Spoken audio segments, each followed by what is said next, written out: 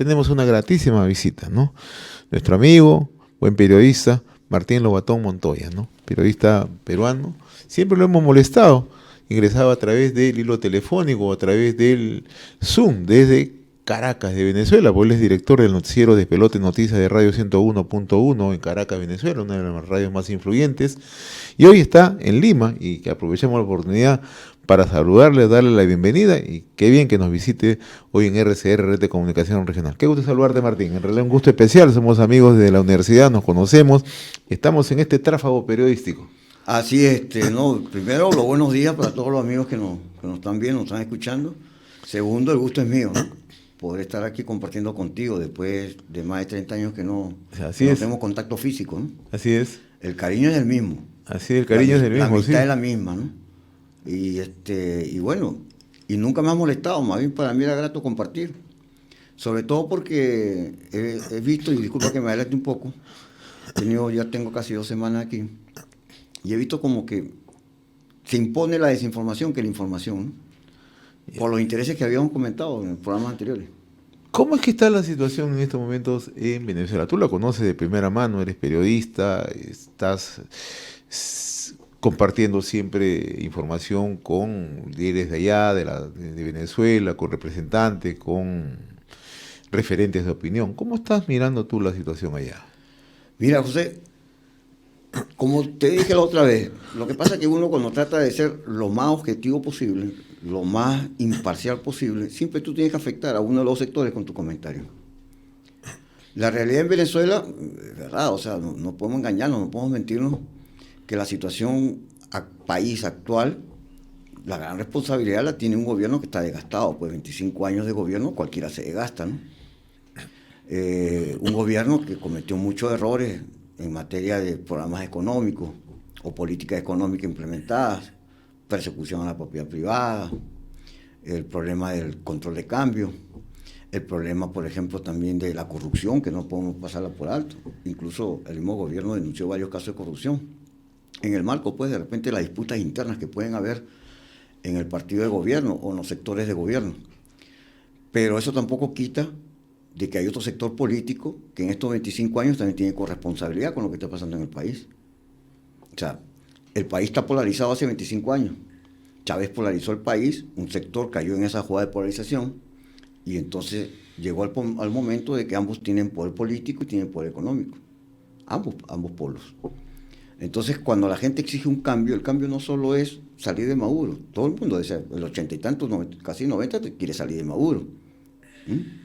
Pero el cambio no puede ser un enroque de dos protagonistas, dos responsables de la situación país, unos con mayor acentuación que el otro, pero al final son responsables. Lo que yo siempre digo, pues, el que te roba 1.000.000 de soles, al que te roba un sol, son iguales ladrones.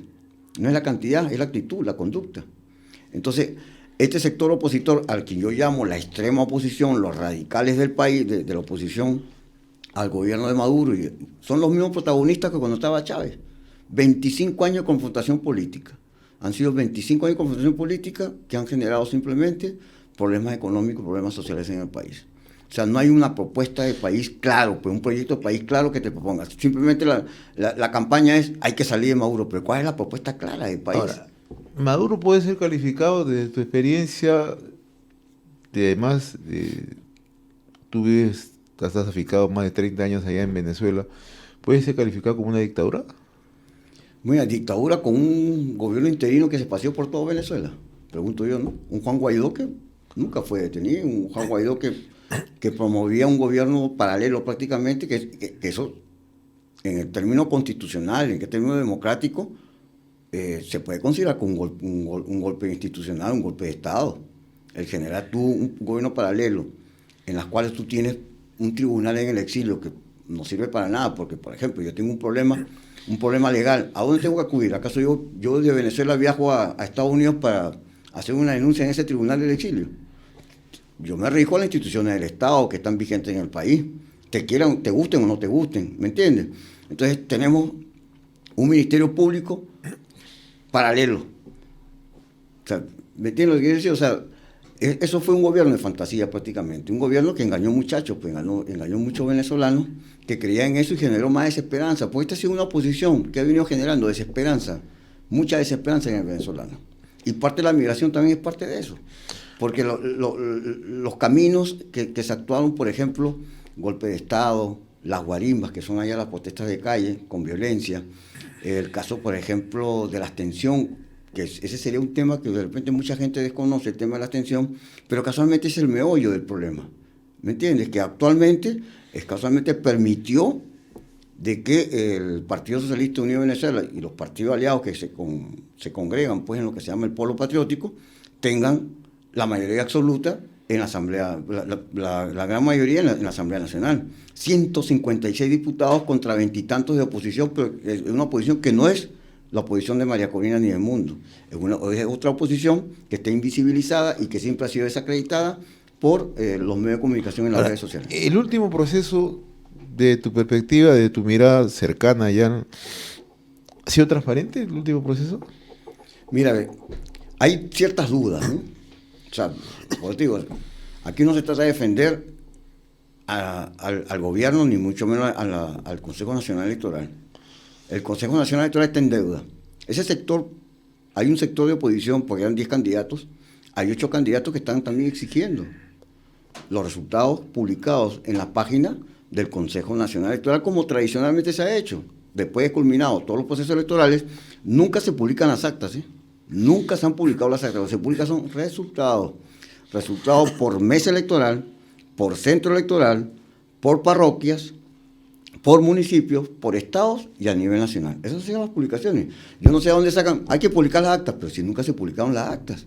Las actas tú cuando terminan los procesos, yo te digo porque yo he participado en muchos procesos electorales, he sido protagonista pues de elecciones, yo fui candidato a diputado en el 2010, y todos los partidos políticos cuando terminan el proceso de votación, de sufragio, se van al escrutinio. Entonces las máquinas te arrojan unos chorizos, le dicen chorizos, que son las actas, una boleta pues, y a cada partido, a cada testigo se le entrega esa acta, de todos los que participan, los que están presentes, por supuesto, en la mesa, y cada uno de los que están ahí firman, y firman los presidentes, el presidente de la mesa también.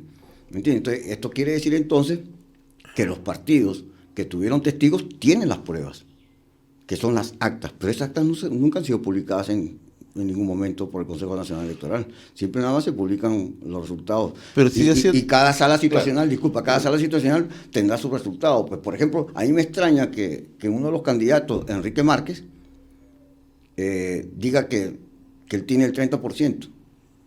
Me extraña, ¿no? Porque es uno de los partidos minoritarios con menos presencia de testigos en la mesa electoral, pero que dice que coinciden, que coinciden con Venezuela, con la que presentó María Corina y Edmundo González. Pero el 30% decide un proceso electoral, pregunto yo, ¿no? Claro, pero la gran duda que se ha generado a nivel internacional fundamentalmente es que Nicolás Maduro, él señala que ha sido un proceso transparente, el Tribunal Supremo de Justicia señala que ha sido un proceso transparente, pero si no hubiera ningún problema, no habría tampoco dificultades para presentarle ante la opinión pública nacional e internacional estas actas, ¿no? Uh-huh. Porque eso genera ciertamente dudas, ¿no? Y las dudas incluso ya no solamente parten de los que han de una u otra manera cuestionado al gobierno de Maduro, o están cuestionando al gobierno de Maduro. Hemos visto que también el propio Ignacio Lula da Silva, el propio Gustavo Petro están cuestionando que la necesidad de que se muestran los resultados o las actas finales, ¿no? O sea, ¿por qué no se muestran si fue un proceso transparente, crees tú? Mira, yo te lo pregunto como periodista, ¿no? Muy interesante tu pregunta, mira. Ahí hay un dicho que dice, la salsa que es buena para el pavo, es buena para la pava. El sector de la oposición radical, que dice haber ganado las elecciones y que gritó fraude, ha tenido la oportunidad de presentar ante el Tribunal Supremo de Justicia las actas. O sea, las pruebas con las cuales ellos gritaron fraude. Independientemente si crees o no en la institución, es un paso que tú debiste haber cubierto, desde el punto de vista institucional. Porque si tú has puesto en conocimiento, supuestamente, ¿no? Presumimos, porque nosotros no sabemos, ni tú ni yo, ante la Organización de Estados Americanos, ante la Unión Europea, ante la ONU, ante organismos internacionales, tú presentaste las actas en las cuales tú demuestras que hay fraude. ¿Por qué no las presentaste tú ante el Tribunal Supremo de Justicia? O sea, ¿por qué no resuelves el problema? Pero lo que ellos Trata de resolver primero el problema en el país, independientemente de que creas o no creas, pero preséntalas. Ahora, lo que ellos aducen que el Tribunal Supremo está controlado por el gobierno. Es otro punto que la gente desconoce. Yo me pregunto, por ejemplo, mira, en el año 2020, por no irme hasta el 2005, ¿no? Porque fue la constante de este sector opositor, que por eso digo que es responsable de lo que está pasando en el país. Es una oposición irresponsable, una oposición que le ha hecho mucho daño también al país. Esa oposición radical. En el 2020 hubo elecciones legislativas a la Asamblea Nacional. Claro. Ellos no participaron, se abstuvieron, permitiendo que 156 diputados, la mayoría lo tenga el Partido Socialista Unido de Venezuela y sus partidos aliados, que son pro gobierno. Y yo te digo, la gente desconoce que es la Asamblea Nacional la que designa los rectores del Consejo Nacional Electoral, los 5 rectores. La Asamblea Nacional es el poder que designa a los magistrados del Tribunal Supremo de Justicia. Designan al fiscal general de la República, al procurador general de la República, al contralor general de la República. Estos 3 últimos que te mencioné conforman el poder moral. Entonces, si yo no participo, ¿qué estoy haciendo? Te estoy entregando en bandeja todos los poderes del Estado. ¿Es así o no? Al entregarte todo el poder del Estado, ¿tú crees que el gobierno va a permitir de que la mayoría lo tenga la oposición? Por cuestión ética de las instituciones, tanto de gobierno como de oposición, quienes estén al frente del Consejo Nacional Electoral tienen que ser representantes de la sociedad civil, que no sean partidistas, que no pertenezcan a ningún partido político, sobre todo para darle casualmente imparcialidad y garantía. Pero yo pregunto, si ellos no participaron en las elecciones y no tienen diputados en la Asamblea Nacional, ¿cómo es que ellos tienen 2 representantes en el CNE? ¿Y cómo es que ellos tienen un representante en la sala electoral del Tribunal Supremo de Justicia? O sea, ¿a qué acuerdo llegaron? ¿En dónde? ¿Cómo? Acuerdo bajo bastidores. ¿Me entiendes? Eso también genera dudas. Porque si yo no participé y no tengo representante en la Asamblea, y las discusiones se realizan en la Asamblea entre los diputados que están haciendo vida en la Asamblea Nacional, en el Parlamento Nacional, de ahí salen los acuerdos para decir quiénes van a conformar el Consejo Nacional Electoral y quiénes conforman el Tribunal Supremo de Justicia. Pero si ellos no tienen representante, ¿cómo lograron ellos tener casualmente? Y la oposición que participa en la Asamblea Nacional no tiene representante. Yeah. ¿Me estás entendiendo? O sea, eso hay que preguntarse. Me imagino que ustedes desconocen ese tipo de informaciones. Esas informaciones no llegan aquí. Entonces, se habla, por ejemplo, de violación de los derechos humanos. Sí, hay casos de violación de Ayer derechos ha humanos. denunciado María Corina Machado Martín que hay más de 1.500 detenidos en Venezuela. ¿Eso está ocurriendo? Bueno, el gobierno, las cifras oficiales que dio que habían más de 1.000 detenidos. O sea, no es extraño ni llama la atención de lo que está haciendo María Corina. Está reafirmando lo que dijo el gobierno, a través del Ejecutivo, en este caso en la voz de Nicolás Maduro propio, y del fiscal general Tarek William Saad. Ahora, lo que pasa es que yo siempre hablo de la guerra del micrófono, ¿no? Y eso lo sabemos nosotros los comunicadores, cómo se manejan a veces los políticos, los sectores políticos en pugna. Cuando terminó el proceso electoral el domingo, el día lunes, viene la proclamación del candidato y todo eso. El martes empezaron la protesta. Entre el lunes y martes empezaron la protesta, desconociendo el proceso electoral. Entonces, para mí fue una estrategia del gobierno, en el sentido cuando dice, tenemos más de 1.000 y tantos detenidos, la gran mayoría menores de edad, lo dijo así, incluso no votaron, no participaron, la gran mayoría no participó ni votó en este proceso electoral. Nos extraña de que estén protestando. Entonces yo te digo, cuando comienza a decir eso, y después dice, y le vamos a aplicar el delito del odio, de odio, y el delito de terrorismo. Después, más adelante, sale otra vez Maduro y dice, y estoy reestructurando las cárceles Tocorón y Tocuyito, las cárceles más donde están los de alta peligrosidad, pues, la de más seguridad. Yo te digo, ¿quién va a salir a protestar así? ¿Quién va a salir a quemar caucho, a romper vidrio, a quemar autobuses? ¿Me entiendes? La gente se recogió. Es por eso que tú de las manifestaciones ahora en María Corina no son las mismas manifestaciones de antes. Porque una cosa es protestar y otra cosa es hacer vandalismo también. Estamos dialogando con Martín Lobatón Montoya, él es periodista peruano, director del noticiero Despelote Noticias de Radio 101 en Caracas, Venezuela, nos está visitando en nuestro país. ¿Cuál crees que sea la salida que pueda alcanzar Venezuela? Mira, están en problemas, en realidad. Claro, la salida tiene que ser un reencuentro, hacer una propuesta de reencuentro nacional, ¿no? Pero hay esa voluntad de ninguna de las partes. De ninguna parte. Ese es el problema. No hay voluntad de ninguna de las partes para llegar a un reencuentro donde todos podamos caber, pues donde todos podamos trabajar en pro de una propuesta de país, ¿no? Una propuesta de país real. O sea, las dos posiciones son extremas. Y son, o sea, irreductibles en este momento. Son extremas. Ya. Ahora, porque entonces, si tenemos esa situación así totalmente polarizada, totalmente dividida, ¿hacia dónde puede ir caminando Venezuela? ¿Hacia dónde crees tú que puede ir? Porque ayer escuchábamos también al propio Maduro, ha nombrado a Diosdado Cabello como ministro del Interior, y esto para algunos, tú que lo conoces mejor que yo, puede ser interpretado como un endurecimiento de sus acciones, ¿no? ¿Maduro va a seguir endureciendo sus medidas? Bueno, con la designación de Diosdado como ministro de Interior y Justicia, el hombre fuerte. Es el brazo político. El hombre fuerte del partido, claro. del partido de gobierno, del PSUV, vicepresidente, por cierto, de claro. esa organización política, da señales de que va a endurecer un poco más su política frente a este tipo de situación que está viendo el país. Entonces, pero más allá de los nombramientos, yo creo que todo partido, todo político, todo candidato, todo que aspire a un cargo de elección popular, siempre tú lo vas a escuchar que el mensaje es en pro de algo, ¿no? En pro de un país, en pro de un estado, en pro de un municipio. Pero en este caso que estamos hablando de Venezuela es en pro de un país. Todo el mundo quiere llegar al mismo punto, pero de repente toman diferentes caminos. Claro. Pero ¿por qué no llegar a un acuerdo en los cuales podamos nosotros dialogar y conversar, pero en esos diálogos escondidos?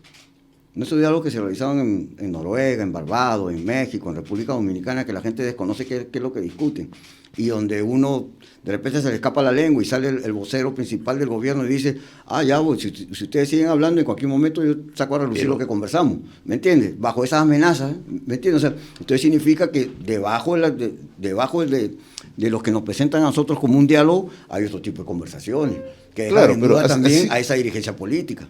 Pero ¿cómo analizas tú que hay pronunciamientos así como hay pronunciamientos de parte de OEA u otros organismos internacionales, pero también hay pronunciamientos de países que apoyan a Maduro, ¿no? El caso de China, el caso de Rusia, el caso de Irak, ¿no? O sea, tenemos una confrontación así abierta. Y si no hay el ánimo, como tú me explicas, de sentarse a una mesa, se hace muy difícil. Y lo que estamos viendo, tú lo puedes confirmar quizá, ¿hay nueva diáspora en Venezuela? ¿Está saliendo más gente en Venezuela? Porque hemos visto ayer informaciones en Honduras, por ejemplo, que estaban protestando por la salida de muchos ciudadanos venezolanos que buscan llegar a Estados Unidos. ¿Esto es así? Bueno, sí se está presentando la diáspora, ¿no? O sea, pero todavía no está así tan evidente como se presentó en años anteriores. Hay gente que se quiere ir, pero no es la palabra no es huir. Yo he visto que los medios dicen venezolanos huyen de Venezuela. No es huir, o sea, no están huyendo. O sea, es un término como muy que induce a pensar otras cosas, ¿no? Cuando la situación está grave. Pero yo he visto muchos venezolanos que se han regresado. Por ejemplo, yo tengo muchos amigos de Venezuela que están aquí y pregunto por ellos y me dicen, no, se regresaron a Venezuela. ¿Me entiendes? Entonces, lo que sí hay una cosa que quiero referirme a la diáspora de aquí de Perú, es cuando la gente comenzó a salir de Venezuela y comenzó a ir a Colombia, a Chile, a Perú, a Bolivia, a Argentina, hasta Argentina, fíjate. Esta oposición radical que tenía a Juan Guaidó como presidente interino, bueno, presidente entre comillas, interino, ¿en qué los ayudó? Y eso que tenían embajadores, supuestos embajadores aquí había un embajador de Guaidó. Sí, el embajador ¿En qué Kurz. los ayudó? O sea, ¿se acordaron de ellos? ¿Se acordaron de esos venezolanos que estaban hospitalizados, abandonados? O sea, de esos que los corrían a veces los apartamentos porque no tenían cómo pagar un alquiler o que dormían en carpas. Tú debes saber esa realidad de los venezolanos cuando empezaron a llegar aquí. Los ayudaron con un emprendimiento, al menos para poder iniciar una vida tranquila con sus familiares, ¿no? Pero se acordaron de ellos cuando estaban en campaña electoral. O sea, por eso te digo, esa dirigencia política caduca, de una dirigencia política que debe dar un paso. Pero es que Guaidó no tenía un poder real, pues. Guaidó nunca tuvo un poder real. Pero sí tenía recursos. La ayuda humanitaria, que venía de Estados Unidos, de la Unión Europea, los activos de Venezuela que están fuera del país, que están a cargo de ellos, Monómeros, Cisco. Monómeros la quebraron en Colombia. Son varios millones de personas, ¿no? Muy difícil que lo manejen. Pero claro, yo no te estoy diciendo que a todos los millones, pero para eso las embajadas tenían que haber hecho un trabajo de estudio social, pues. Yeah. Es así, o sea, yo creo que no es que tú vas ahí como Papá Noel a ponerte a regalar los reales, a tirar los reales. Hay casos específicos que sí necesitaban ayuda, operaciones. ¿Y cuál es la situación en estos momentos en Venezuela, digamos, en cuanto a la situación económica? ¿Hay empleo, hay, digamos, emprendimientos nuevos, hay apertura para negocios, inversiones? O sea, en el nivel salarial de la gente, ¿cómo está? Primero, el salarial es muy bajo, el ingreso es bajo, bajísimo, tanto en el sector público como en el sector privado. Si es el sector privado, de repente ganas más, pero por bonos, pero que no tienen incidencia laboral. O sea, no inciden en tus prestaciones, no inciden en tu bonificación de fin de año, lo que llaman utilidades, esas cosas. En el caso del público, igual. La gran mayoría, por ejemplo, un educador, ¿cuánto te está ganando? ¿20 dólares? ¿30 dólares? ¿Cuánto es el mínimo ahorita en Venezuela? 130 bolívares, que viene a ser como 3 dólares. ¿Cuánto? ¿5 dólares? No, menos de 5 dólares. O sea, estamos hablando de 15 soles con el cambio peruano. Exacto. ¿Y cómo es que se mantiene la gente? Bueno, porque la gente hace su emprendimiento, en el sentido, pero el emprendimiento no, o sea, la gente a veces malentiende los emprendimientos, ¿no? Yeah. El emprendimiento, cuando tú organizas, de repente, haces creando una pequeña empresa, o mediana, para que se convierta en mediana y después en grande, pues. Pero el emprendimiento no puede ser, por ejemplo, yo te doy unos créditos para que tú vendas chupi chupi, pues, para que vendas marcianos, por decirte. Ese no es un emprendimiento. Claro. Ese es para salir del día a día. A eso me refiero. Hay mucha informalidad. ¿Ya? Hay mucha informalidad, sí, como lo he visto aquí en Lima también. Sí. Acá hay más informalidad que puestos de trabajo. Hay mucho desempleo. Visto aquí mucha informalidad ahí. Exacto. Ya. ¿Y se vive de las remesas que llegan? Mayormente sí. O sea, hay mucha gente que recibe pues de los familiares las remesas. Y esto pues de alguna u otra manera ayuda pues al venezolano común, al venezolano corriente. Pero eso sí es cierto, o sea, lo que tú estás diciendo. O sea, un sueldo mínimo que esté en menos de 5 dólares, ¿quién vive con menos de 5 dólares? Yeah. ¿Me entiendes? Entonces hay otros que tienen que estar buscando. ¿Y cuál es la asistencia que brinda el gobierno? La asistencia del gobierno, por ejemplo, en materia económica, se creó una página que se llama Patria. Yeah. Y a través de esa página Patria reciben unas bonificaciones mensuales, unos bonos, pues. El bono, por decirte, bono de Navidad, el bono de Año Nuevo, el bono de Baja de Reyes, el bono del Día del Trabajador, el bono del Día de la Madre. ¿Es económico o es para alimentos? ¿Qué es? Bueno, eso mayormente, el día a día, esos son alimentos. Acuérdate que vivir el día a día, tu preocupación es la nevera. Yeah. Esa es la primera preocupación que tienes tú. Yeah. Y si tienes hijos menores, con mucha más razón. Pero ese no es el debe ser, pues. Ese no debe ser el norte que tiene que seguir Venezuela. Venezuela tiene que mejorar. Pero es que el problema de Venezuela, y no es que yo esté defendiendo al gobierno, yo hablo aquí y la gente dice, pero tú defiendes al gobierno. No, no es que defienda al gobierno. Yo acuso a los dos. Tengo que acusar a los dos porque los dos son responsables. Porque este problema de Venezuela es un problema geopolítico. Es un problema de intereses geopolíticos. Donde están las manos metidas Estados Unidos y las otras potencias del mundo. A ver quién se queda con Venezuela. Porque Venezuela es rico en minerales, en petróleo, en sus recursos. Tiene recursos, muchos recursos. Tiene muchos recursos, pero ¿cuál es la empresa bandera? Petróleo. Y ¿Está quebrada? En este caso es PDVSA. Yeah. Pero PDVSA está prácticamente vulnerada y atacada por la sanción económica. Venezuela no puede vender petróleo ni gas. ¿Me entiendes? Entonces, le dieron, porque Venezuela es un país de puerto todavía, sigue siendo, a pesar de la producción que está creciendo, la producción nacional en cuanto a alimentos y todo eso. Pero, ¿de qué depende mayormente? Del petróleo. Pero si tú atacas y le cierras el paso, le cierras toda la salida a la venta de petróleo y gas, ¿qué estás haciendo? ¿Quién sale perjudicado? Sale Maduro, sale Diosdado. El perjudicado del pueblo, el hombre de a pie, el de 15 último, ese que gana el sueldo mínimo, que estamos hablando de $5 y que tiene que salir a buscar otra alternativa de cómo conseguir los reales, el dinero. El que se va del país también es perjudicial. Para concluir un poquito con esto, para hablar un poco de lo que tú conoces también bastante, porque te he invitado también por lo menos unos minutos para hablar de fútbol, que conoces mucho. Ahorita. Sí. Martín, ¿quiénes están mejor en Venezuela? ¿Los que están en el aparato estatal? ¿Perdón? ¿Quiénes están mejor en Venezuela? ¿Los que están en el aparato estatal? No, tampoco. ¿Tampoco? El empleado público, no sino que el empleado público te está ganando prácticamente entre 20 y $50. O sea, entonces digo, las cosas no son como dicen. ¿Qué es lo que pasa? Que, mira, violación de derechos humanos no solo se le puede acusar al gobierno, también se le tiene que acusar a esa oposición que llamó a sanciones. Porque la sanción es una violación de los derechos humanos del venezolano. Y eso está generando más pobreza, más necesidades en el pueblo venezolano. Entonces, por eso te digo, hay corresponsabilidad. Mira, 25 años. Se dice así, ¿no? 25 años de mal gobierno, ¿sí o no? Sí.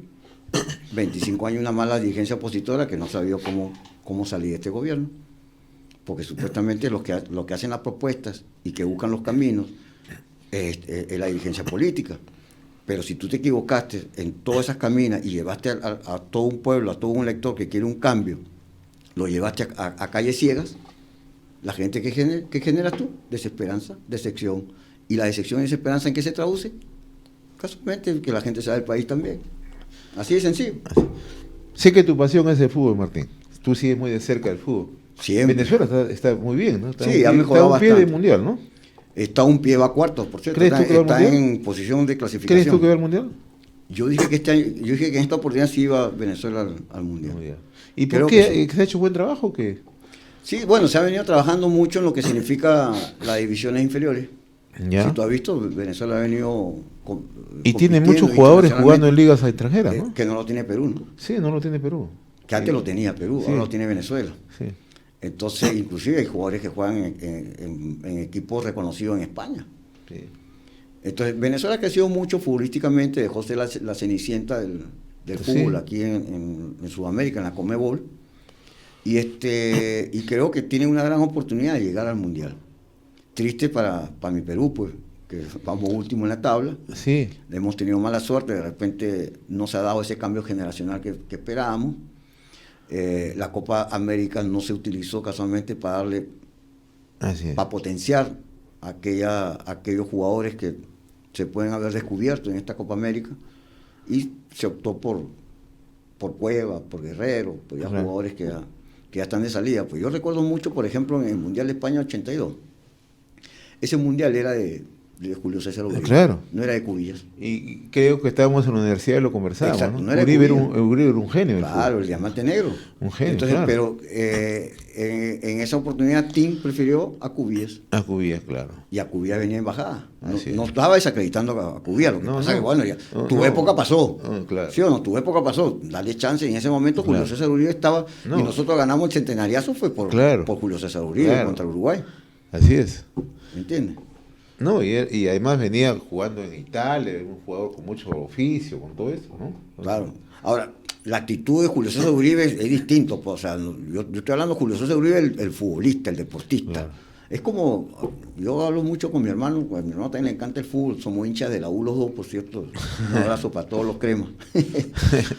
No me vayan a apagar la luz, no, aquí no hay lancito, ¿no? No me vayan a apagar la luz y nos quedamos fuera del aire. Mira, el caso Cueva, por ejemplo, que tiene que ver mucho con los medios de comunicación. Yo recuerdo antes que la cultura y la educación del pueblo se veía en los kioscos. Sí. Entonces en los kioscos colgaban los periódicos y la gente iba y veía que una muchacha semidesnuda y la gente mirando ahí, la noticia de que, pues una vez me recuerdo, murió Chale, Sí. pero no era Chale, No, Roberto sino Chale, era- era un argentino, que era claro. exacto, Claro. por todo el mundo la sensación. Pero ahora se da por las redes sociales y por algunos medios televisivos. Sí, Y disculpa sí. que te esté quitando yo creo que te tengo que cortar, ¿no? No, no. Por ejemplo, el caso de Cueva. Yo recuerdo, en mi época, en la época tuya, el único tema de farándula fue cuando Lucho Lafuente, el príncipe, se casó con Marisa Rodríguez. Marisa Rodríguez, claro. Ese fue el tema deportivo farándula. Claro, claro. ¿Sí o no? Ahora no. Ahora vemos cómo hay programas de televisión que lo que hacen es buscar cómo denigrar, cómo perjudicar, cómo desacreditar Así al es. deportista, independientemente si el deportista cometió el error o no. Pero, por ejemplo, el caso de Cueva es un tema privado. O sea, yo, por ejemplo, prestarme para desacreditar teniendo hijos a mi esposa o mi esposa desacreditarme a mí simplemente por salir en televisión y ganar unas cuantas páginas, un espacio. No, yo lo considero de verdad Y algo lo que pasa es irresponsable, que en el Perú, no sé si seguramente ahora que vas a estar un tiempo acá, te vas a percatar que lo futbolístico está mezclado con la farándula.